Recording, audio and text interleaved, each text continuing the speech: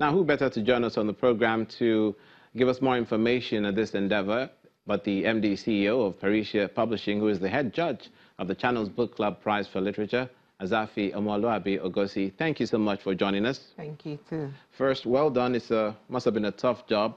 Yes, it was. Choosing out of 150 entries. Yes.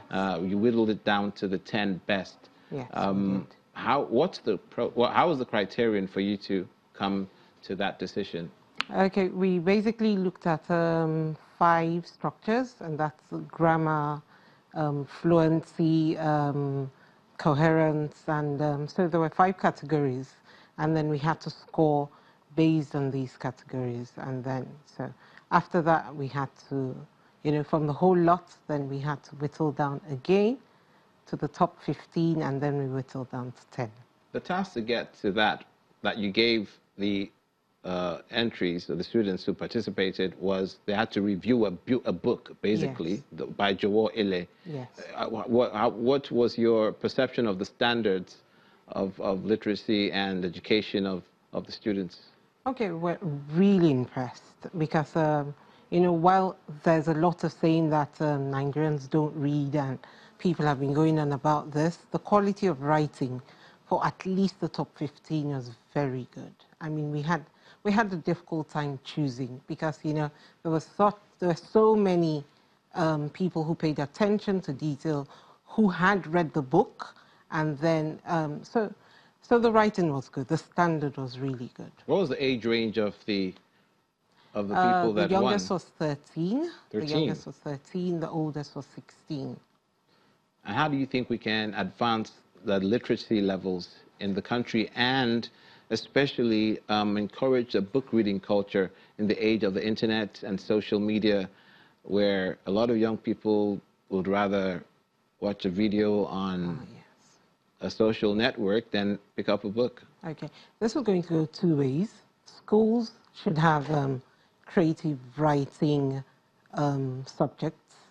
I mean, actually have, because that's the first place to explore the talents of the students. And then the other place is at home, for parents to buy them more books, encourage more reading. I mean, at least in a day, ensure that your children or your child is reading at least 30 minutes to an hour. And then, yes, they can watch television. You can't tell them. I mean, it's not like when we were growing up where television started at 4. That's not going to happen anymore. But so in a day, structure a child's activities to reading at least for an hour. How useful can this be, especially in the public schools, for those who think that, oh, it's for people who want to read law or who have that nearsighted opinion that it has to do, book reading has to do only specifically for the letters, and those who have to do courses or vocations that have to do with reading in particular? Okay, so that's where it has to happen in schools, and that's where it has to happen as a community.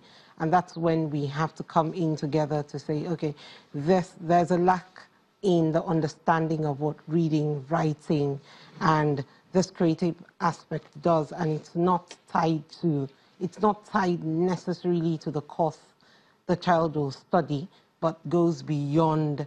It's part of life, it's part of living. So it goes beyond the classroom, I mean, I know medical doctors who studied medicine, obviously studied medicine, but are writers, are, artists. It helps you to be a well-rounded individual. Exactly. Unfortunately, that's as far as we can go. But thank you so much for coming on News Across Nigeria, Mrs. Azafi Omoluabi Ogosi. Thank you.